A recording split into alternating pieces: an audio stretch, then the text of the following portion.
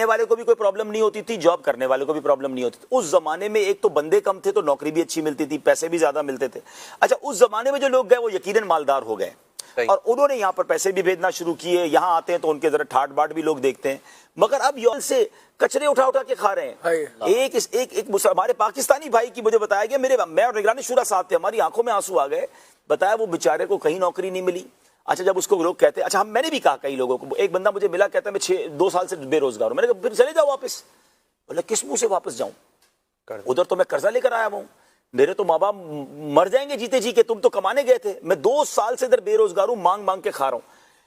ایک بندے کا بتایا کہ وہ بیچارہ اتنا بھوکا تھا کہ وہ کچرے سے کھانا ڈھونڈ کے کھاتا تھا. تو وہ جس طرح ہمارے یہاں کچرا کنڈی ہوتی ہے نا, اس طرح یونان میں ایتھنز میں ایک علاقہ تھا جب پورے شہر کا کچرا گرایا جاتا تھا. تو وہ بندہ ادھر چلا گیا کہ یار ادھر جا کے کچھ کھانا ڈھونڈ لو. تو وہ ایک پہاڑ کے نیچے جو ہے نا وہ کچرا پڑا ہوا تھا, تو وہ کچرا چن رہا تھا. تو اتنی دیر میں ایک ٹرک آیا اور جس ٹرک سے سارا کچرے اس کے اوپر ڈال دیا گیا, کیونکہ وہ کچرے کو ڈمپ کرنے کی جگہ تھی. یہ بیچارہ ڈھونڈ رہا تھا نیچے, یہ اس ٹرک کے کچرے کے نیچے دب گیا اور کئی دنوں بعد اس کی لاش ملی اس کچرے کے اندر سے. یہ حال ہے لوگوں کا. ہاں اچھا اب پتہ مسئلہ کیا ہے, باہر والے کئی یورپ والوں کو میں نے کہا تم اپنے رشتہ داروں کو کہو نا کیوں آتے, کہتے ہیں جب ہم ان کو کہتے ہیں نا مت آؤ تو وہ ہمیں کہتے ہیں خود مزے کر رہے ہو, ہمیں منع کر رہے ہو. ہم ہماری بات بھی وہ نہیں مان رہے. لیکن نہ کریں, خدا کے واسطے ایسا نہ کریں. یہ دیکھیں جو رب آپ کو یورپ میں روزی دینے پر قادر ہے وہ رب آپ کو آپ کے وطن میں بھی روزی دے گا. اور میں تو اپنی زندگی کا ایکسپیرینس آپ کے ساتھ شیئر کر رہا ہوں. آدھی روٹی اپنے ماں باپ اور اپنی فیملی کے ساتھ اس 2 روٹی سے اچھی ہے جو اپنے وطن میں ملے, جو اپنے ماں باپ کے ساتھ ملے. نہ بیماری پر کوئی پوچھنے والا. اب یہ دیکھیں کیسے دل خراش مناظر ہیں, یہ لوگ کس طرح زندگی انہوں نے بیچارے. اب دیکھیں نا اتنی بھری ہوئی کشتی تھی اور جب یہ الٹی ہے تو کوئی بچانے والا نہیں تھا. اور ان بیچاروں کا کیا حال ہوا. ہاں بہت چھوٹی کشتی ہے جیسے ہمارے کماڑی میں. اب یہ بر اعظم کو عبور کرنے والی کشتی تھوڑی ہے, ملک ٹو ملک ٹریول کرا دیا اس میں. اچھا وہ بڑے ظالم ہوتے ہیں, سارے پیسے لے لیتے ہیں, وعدے بڑے کرتے ہیں, سنا ہے بڑے وعدے ہوتے ہیں کہ کھلائیں گے پلائیں گے, کچھ ان کی جیب میں 1 روپیہ نہیں ہوتا, ان کے پاس کھانے کو کچھ نہیں ہوتا, بیمار ہو جائیں تو پوچھنے والا کوئی نہیں ہوتا. اچھا یہ تو کشتی کی بات ہے نا, جو یونان سے جاتے ہیں نا وہ پیدل جاتے ہیں. اور میں ملا ہوں ایک اسلامی میں ملا, اس کی انگلی کٹی ہوئی, کہہ رہے برف کے اندر میری انگلی سڑ گئی کیونکہ ہم پیدل چل رہے تھے. پیر دکھائے اپنے, پیر ان کے انگلیاں کٹی ہوئی ہیں. اچھا ایسے بھی ملے کہ میرے سامنے میرا بھائی تھا, میرا بھائی پہاڑ سے گر گیا اور وہ چیخے مارتا رہا, مگر جو لے کے جا رہے تھے نا ایجنٹ کہتے جو رکے گا وہ اپنی اس پہ رکے, ہم جا رہے ہیں. وہ میں اپنے بھائی کو تڑپتا ہوا چھوڑ کے آ گیا. اب میرے بھائی کا انتقال ہو گیا. اچھا کئی لوگ بتاتے ہیں کہ جب ہم اس سفر پہ پیدل سفر کرتے ہیں نا تو ہمیں راستے میں کئی ڈھانچے ملتے ہیں. یعنی یہ پہلے والے لوگ ہوں گے جو اس سفر پر گئے اور راستے میں ہی مر گئے, اور ان کو کوئی گور و کفن کرنے والا, تدفین کرنے والا بھی نہیں تھا. خدا رسول کے واسطے ایسا نہ کریں. آپ کے بچوں کا, آپ کی فیملی کا خیال رکھیں.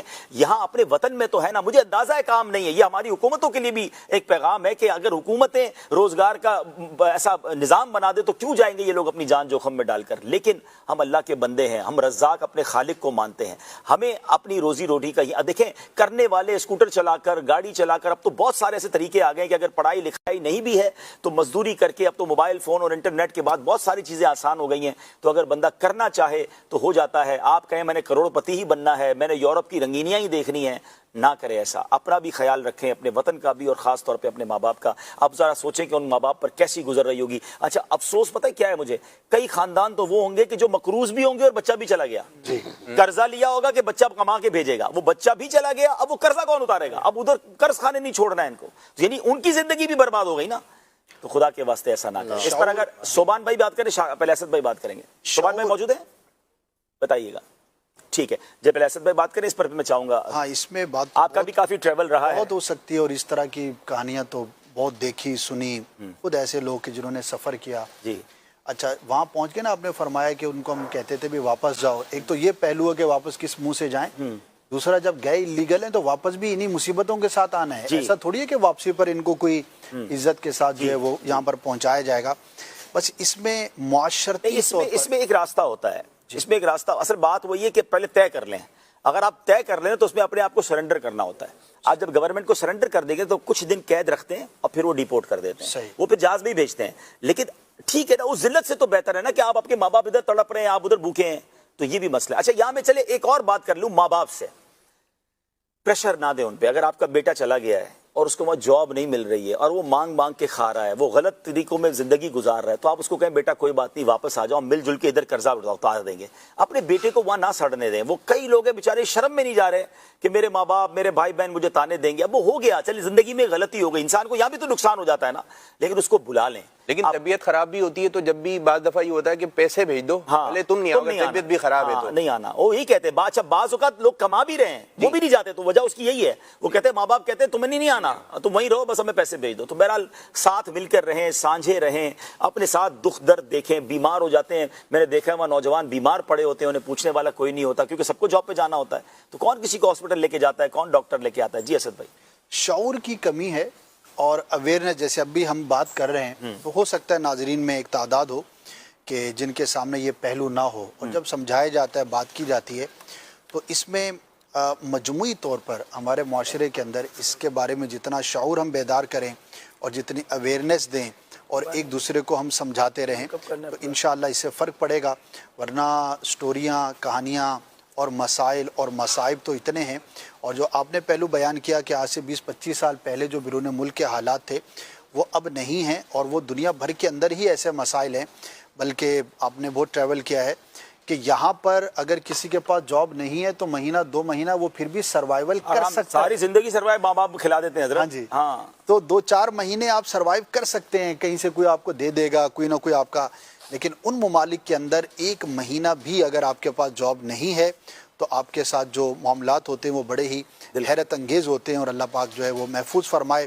اور وہاں کی محنت کے مقابلے میں آدھی محنت سے بھی, اور ایون کہ ابھی مجھے کوئی بتا رہا تھا کہ دنیا کے جو آسان ترین یا سستے ترین ممالک ہیں ان کے ٹاپ کے اندر ہمارا بھی شمار ہے. ایسا ہی ہے, یعنی کہ یوں اگر دیکھا جائے تو وہاں پر جتنا کمایا تو خرچ بھی پھر اسی حساب سے. میں 5-6 بجے ایک بار ٹرین میں بیٹھا یورپ میں, ملک مجھے یاد نہیں ہے, میں ایئرپورٹ جانا تھا, مجھے یہ پتہ نہیں کہاں جانا تھا. میں نے 5 بجے صبح دیکھا کہ لوگ آنکھیں مل رہے ہیں لیکن آ گئے ٹرین کے اندر. کدھر جا رہے ہیں؟ سب نوکریوں پہ جا رہے ہیں. اچھا اجمان, آپ تو عرب امارات بہت رہے ہو, عرب امارات میں آپ صبح 6 بجے گاڑی پہ بیٹھ جائیں اجمان سے دبئی آنے کے لیے, لائنیں لگی ہوئی ہے گاڑیوں کی. کیوں بھائی؟ صبح جاب پہ جانا ہے یار. 5-6 بجے یہاں بھی اٹھ جاؤ تو اللہ پاک بہت ساری چیزیں دے دے گا. یہاں اٹھنا نہیں ہے, اچھا یہ جاب کا ٹائم نہیں ہے, یہ خالی ٹریول ہے. یعنی 2 گھنٹے جانا پھر 2 گھنٹے آنا, محنت کرتے ہیں. اچھا پھر رات کو 10 بجے آ کر اپنا کھانا خود پکانا, کپڑے خود دھونا, استری خود کرنا, یہ سب وہاں کر رہی ہے قوم. بھائی یہ کام یہاں کیوں نہیں کرتے؟ محنت یہاں کریں تو یہاں کام کی کمی نہیں ہے. یہاں راجا بن کے رہنا ہے, یہاں کرنا کچھ نہیں ہے, ویلے گھومنا ہے, کہتے پیسے نہیں ہے. بھائی کام ادھر بھی کرنے والے کما رہے ہیں. چلے صوبان بھائی آپ کا شعبہ بھی ہے, کچھ بتاؤ سانو, دسو کچھ. حضور اس میں ایک چیز تو جو یہ ابھی واقعہ ہوا اس حوالے سے بات ہو رہی ہے, ایک تو اس میں جملہ ہے لوگ کیا کہیں گے. ہمیں پتہ ہے کہ بہت سے ہمارے جو بھائی ہیں ان سے پوچھا جائے نا آپ کیا کرتے ہیں, آپ کی کیا جاب ہے, کیا کاروبار ہے, تو وہ آگے سے کہتے ہیں جی ہمارے بڑے بھائی باہر ہوتے ہیں, وہ کما رہے ہم کھا رہے ہیں. یہ ایسا ہی ہے, وہ ہمارے بھائی باہر, اگلا بھی چپ ہو جاتا ہے کہ یار واقعی اس کے پاس یہ بہت بڑی ڈگری ہے. اب یہ جو چیز ہے کہ میرے ہمسائے, میرے گھر والے, میری فیملی ممبر یہ کہیں کہ یہ باہر ہوتا ہے, یہ جو جملہ نا باہر ہوتا ہے, یہ جملے کے اندر ایک چارم ہے, کرزما ہے کہ یہ چیز مجھے بہت بڑا کر دیتی ہے اور میری بڑی اہمیت واضح ہو جاتی ہے. دوسری چیز کاؤنسلنگ ہے. ان کو غلط لوگ مل گئے جن سے انہوں نے غلط قسم کے مشورے مان لیے. اب لوگ کیا کہیں گے, میں نے ڈگری لی, ڈگری لینے کے بعد اگر میں نے کوئی چھوٹا سا کاروبار شروع کر دیا, لوگ کیا کہیں گے, اتنا چھوٹا کاروبار کر رہا ہے. یہ مثال کے طور پہ ریڑھی کوئی لگاتا ہے, اس پہ ریڑھی لگا کے بریانی گھر کی یا بنا کے بیچ رہا ہوتا ہے. اب اس کو کاؤنسلنگ کرنے والے کیا کہہ رہے ہیں کہ یہ ایک حد تک امیز کام ہے, تمہارے لیول کا نہیں ہے, تمہارے اسٹیٹس کا نہیں ہے, تمہارے خاندان میں کبھی کسی نے ایسے نہیں کیا. اب یہ غلط مشورہ اس کو مل گیا اور اس غلط مشورے کی وجہ سے اس طرح سے چلا گیا. مختلف قسم کے اوپینین سائنس کے اوپر, ٹھیک ہے, جو اس پہ مسلمان فوت ہو گئے, اللہ تعالیٰ ان کی مغفرت فرمائے. لیکن $8,000 23-40 لاکھ روپے میں کتنی آپشنز موجود ہیں. میں بالکل مختصر سی بات کرتا ہوں کہ اس وقت جس طرح آپ نے ای کامرس کی بات کی, ایک لیپ ٹاپ کتنے کا آتا ہوگا. اور اس وقت سرکاری طور پہ بھی بہت سی ایسی سکیمز موجود ہیں, پرائیویٹ یونیورسٹیز بھی ایسے کام کر رہی ہیں کہ میٹرک پاس نوجوان اگر بالکل دل لگا کے 6 سے 8 مہینے, دیکھیں ایک بہت بڑا بازار ہے, اس کے اندر حرام چیز کی دکان بھی ہے, حلال چیز کی دکان بھی ہے. یہ انٹرنیٹ کا کاروبار بھی ایسا ہے, بہت بڑا ہے. آپ 6 ماہ سال لگا کے اس چیز کو سیکھ لیں. اب دیکھیے حضور, ایک بندہ وہ 6 گھنٹے ٹی وی کے اوپر کوئی کام کر رہا ہے, کوئی چیز دیکھ رہا ہے, اور وہ موضوع بحث بھی اس نے بنایا ہوا ہے. اس 6 گھنٹے ٹی وی یا سوشل میڈیا دیکھنے کے بعد اس نے کون سی ڈگری لے لی, اس کی ذات میں کون سی ایسی پروگرس یا ڈیولپمنٹ ہوئی؟ اس سے برعکس اگر وہ 6 گھنٹے کا کوئی کورس کر لیتا اور کورس کرنے کے بعد 1 مہینے بعد اپنی پرفارمنس کو دیکھتا تو کہاں تک پہنچ سکتا تھا. تو قناعت, صبر, شکر, یہ باتیں اگر کوئی سکھائے, سمجھائے اور ہم اس کو سمجھے تو بہت اچھا ہو سکتا ہے. اچھا حضور, اپنے موضوع کے اب یہ 25-30 لاکھ والی جو آپ نے بات کی, اس پہ آپ نے کہا بالکل صحیح, آپ نے اشارہ کیا کہ گاڑی آ جاتی ہے. اب اوبر پہ, کریم کے, اس طرح بہت ساری سروسز آ گئی ہیں. میں نے دیکھا لاکھ روپے کمانے والے کما رہے, جتنی محنت باہر جا کے کرنی ہے, اگر 12 گھنٹے یہاں اچھا اپنی مرضی سے اے سی میں بیٹھا ہے, اپنی مرضی آج چلانی ہے نہیں چلانی ہے, اچھا عید والے دن گاڑی آپ کے پاس ہے, اپنے بچوں کو بھی گھما رہے ہیں آپ, یعنی کسی کی نوکری نہیں ہو رہی, اپنا کام ہو رہا ہے. اچھا ایسے بہت سارے اب تو کام شروع ہو گئے, موٹر سائیکل چلا کے لوگ کما رہے ہیں. اچھا وہاں جان بھی تک جا رہی ہے اور گھر سے بھی دور ہو رہے ہیں, پتہ نہیں جاب ملے گی نہیں ملے گی. اور یہ اچھا وہی والی بات جو آپ نے کہا لوگ کیا کہیں گے, میں اس بات کو تھوڑا سا آگے بڑھاؤں گا, پھر آپ کی طرف دوبارہ آتا ہوں. ہم یورپ جاتے ہیں, میں ابھی آسٹریلیا گیا تھا, مجھے اچھا میں آپ کو ایک تو پہلے روایت سنا دیتا ہوں. روایتوں میں آتا ہے کہ جو بندہ حلال روزی, غالباً یہ حضرت امام غزالی کا قول ہے, کس کا ہے, کہ جو حلال روزی کمانے کے لیے ذلت کی جگہ پہ کھڑا ہو تو اس کے گناہ ایسے جھڑتے ہیں کہ جیسے درختوں کے پتے خزاں میں جھڑتے ہیں. حدیث پاک کا خلاصہ. اب آپ ذرا غور کریں کہ گناہ جھڑ رہے ہیں حلال کمانے کے لیے. اچھا یہ بیرون ملک میں خبت نہیں ہے, بڑی محبت سے لوگ ہمیں تعارف کراتے ہیں. اچھا میں آسٹریلیا ایک جگہ گیا تو میں نے کہا آپ کیا کرتے ہیں, بولے میں ٹیکسی چلاتا ہوں. ایک نے کہا میں ڈش واشنگ کرتا ہوں, میں ہوٹل میں کام کرتا ہوں. اچھا اس پہ کوئی ماتھے پر بل نہیں ہے, کوئی اس پر ان کو شرمندہ, کیوں شرمندگی ہو بھائی, اچھی روزی حلال روزی کما رہا, کسی کے جیب سے تو نہیں نکال رہے. لیکن وہی بندے یا یہاں پر لوگ کسی کو کہیں یار آپ کسی کوئی کیسے تعارف کرائے, میں ٹیکسی چلاتا ہوں, میں ٹھیلا. بھائی آپ حلال روزی کما رہے, کسی کے چکر میں کیوں جاتے ہیں؟ بھیک مانگنے کے لیے لوگ تیار ہو جائیں گے, کسی کے آگے ہاتھ پھیلا لیں گے, اس سے بہتر نہیں کہ اپنا کام خود کریں.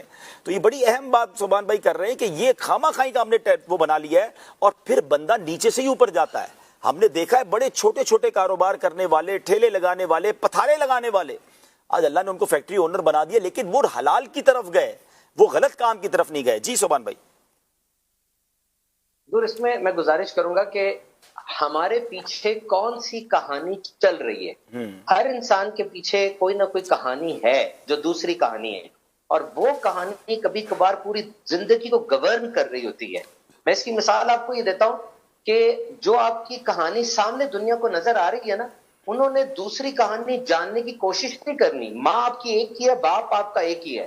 وہ ماں ہے جو ایکسپلور کرے گی کہ میرے بچے کا موڈ کیوں آف ہے, یہ کیوں ایسے ہو رہا ہے. باقی لوگوں نے وہی کہانی دیکھنی جو ان کو نظر آ رہا ہے, انہوں نے پیچھے نہیں جانا. اسی لیے کہتے ہیں اگر آپ گھر بیٹھ کے رو رہے ہیں نا تو باہر دروازہ کسی نے کھٹکھٹایا تو جب دروازہ کھولیں گے نا تو براہ کرم مسکرا کے کھولیے گا. اگر کسی نے آپ کو روتے ہوئے دیکھا تو وہ لوٹ لے گا, کیونکہ نمک ہر گھر میں ہے, مرہم ہر گھر میں نہیں ہے. اور میں آپ سے کہانی شیئر کرتا ہوں. یہ دیکھیے حضور کے پہلے میں ایک کہانی آپ کو بتا کے پھر اپنی کہانی بتاؤں گا. ایک استاد صاحب تھے, وہ بہت زبردست ٹیچر تھے پورے شہر کے اندر. وہ اپنے بچوں کے ساتھ کرکٹ کھیل رہے تھے, بچوں نے دوسری گیند پہ ان کو آؤٹ کر دیا. استاد صاحب کو آؤٹ کر دیا, ہاں ہم جیت گئے. استاد صاحب سب کو اندر لے آئے, آ کر کہنے لگے بتاؤ میں کرکٹر کیسا ہوں. کہتے جی آپ تو اچھے کرکٹر نہیں ہیں, دوسری بال پہ آؤٹ ہو گئے. کہا بتاؤ میں استاد کیسا ہوں. کہا جی پورے شہر میں آپ جیسا استاد کوئی نہیں ہے. کہا سن لو میں ایسا نہیں تھا, میں اتنا اچھا بولتا نہیں تھا. جب میں خود اسٹوڈنٹ تھا, ایک دن میرے ٹیچر کے گھر میں پارٹی تھی. میرے ٹیچر نے مجھے کچن میں بلایا اور کہا کہ بیٹا یہ برف توڑو, میں ابھی آتا ہوں. جیسے میرے ٹیچر گئے, میں نے ہاتھ سے وہ برف توڑ دی, ہاتھ سے, اور پھر میں نے برف اٹھا کے دیوار پہ ماری. جب میرے استاد صاحب واپس آئے, انہوں نے کہا اوئے یہ کیا کیا ہے, برف دیوار سے توڑ کے تم نے توڑی ہے, دیوار سے مار کے توڑی ہے, تمہیں اتنا پتہ ہی نہیں ہے کہ برف کیسے توڑتے ہیں. اوہ دیکھو اس کو پتہ ہی نہیں ہے, اس نے برف دیوار سے مار کے توڑی ہے. اچھا برف اس نے دیوار سے مار کے نہیں توڑی, برف اس نے ہاتھ سے توڑی ہے. وہ چپ ہے. استاد 2-3 دن تک تھوڑا سا اس کا مذاق بناتے رہے کہ یہ دیکھو اس کو پتہ ہی نہیں ہے, اس نے برف دیوار سے مار کے توڑی ہے. اب اس کے بعد بات آئی گئی ہو گئی. بچوں نے پوچھا سر آپ نے اپنے ٹیچر کو کیوں نہیں بتایا کہ آپ نے برف ہاتھ سے توڑی تھی. استاد کہنے لگے اس لیے نہیں بتایا کہ میرے ٹیچر کا ایک ہاتھ نہیں تھا, اور اگر میں ان کو بتا دیتا کہ میں نے ہاتھ سے توڑی ہے, انہیں یہ بات فیل ہونی تھی. بس پتہ نہیں کیا ہوا, اس دن کے بعد میرے کیریئر کو فلائٹ لگی, اور آج مجھ سے اچھا ٹیچر کوئی نہیں ہے, جبکہ میں ایک ایوریج اسٹوڈنٹ تھا. تو کوئی نہ کوئی کہانی آپ کے پیچھے چل رہی ہوتی ہے. میں آپ کو اپنی کہانی سناتا ہوں. آج سے 20-22 سال پہلے میں پہلی بار کراچی آیا تھا. میں سٹیج فرائٹ کا شکار اسٹوڈنٹ تھا, पब्लिक स्पीकिंग मुझसे नहीं होती थी। उम्मीद है मेरी वालिदा भी ये प्रोग्राम देख रही होंगी, उनको भी इस बात का पता होगा। मैं बहुत शाय था, शर्मिंदा और शर्मसार था, मैं नहीं बोल सकता था स्टेज के ऊपर आके। अमीर अहले सुन्नत उस वक्त तब आप घूमते फिरते थे, फैज़ान मदीना के अंदर भी थे। असर की नमाज अमीर अहले सुन्नत ने पढ़ाई, रमजान के दिन थे, और रमजान के दिन में अमीर अहले सुन्नत के पास हम हाजिर हो गए और हम चल मदीना की दरखास्त कर रहे थे। चल मदीना का मतलब यह है कि पीरो मुर्शिद के साथ मदीने शरीफ जाना है, और रात का वक्त था, बहुत ज्यादा आहवजारी थी, काफी आंसू बहा रहे थे। अमीर अहले सुन्नत के घर से खाना आया हुआ था। अमीर अहले सुन्नत ने मुझे समझाया कि देखें आप सही से इफ्तारी करें, और सही से इफ्तारी करने के बाद ताकि तरावी के लिए आपके अंदर ताकत आए। यही अमीर अहले सुन्नत का खासा है कि आपके अल्फाज, आपका अमल, सब चीजों से तबलीग होती है। आपने अपने घर से आए हुए उस खाने के कुछ नवाले मुझे खिलाए थे और गाल थपथपाया था, और लिटरली मैं बिल्कुल ठीक कह रहा हूं, अल्हम्दुलिल्लाह उसके बाद से मुझे खुद अंदाजा नहीं हुआ कि आज मदनी चैनल पर भी कलाम करते हैं, बयानात भी पूरे पाकिस्तान में जाकर किए जाते हैं, एक अच्छी इस हवाले से रेपुटेशन है। तो ये कहानी थी पीछे कि चल रही थी कि अमीर अहले सुन्नत ने किस अंदाज से लोगों को चुना, किसको किस अंदाज से तैयार किया। आज तक मुझे वो जो मट्टी की हंडिया थी अमीर अहले सुन्नत की, वो भी याद है, और वो जो नवाला था उसका जायका भी एक ज़हन में आता है कि अमीर अहले सुन्नत ने किस अंदाज से ये काम किया। बहुत खूबसूरत बात।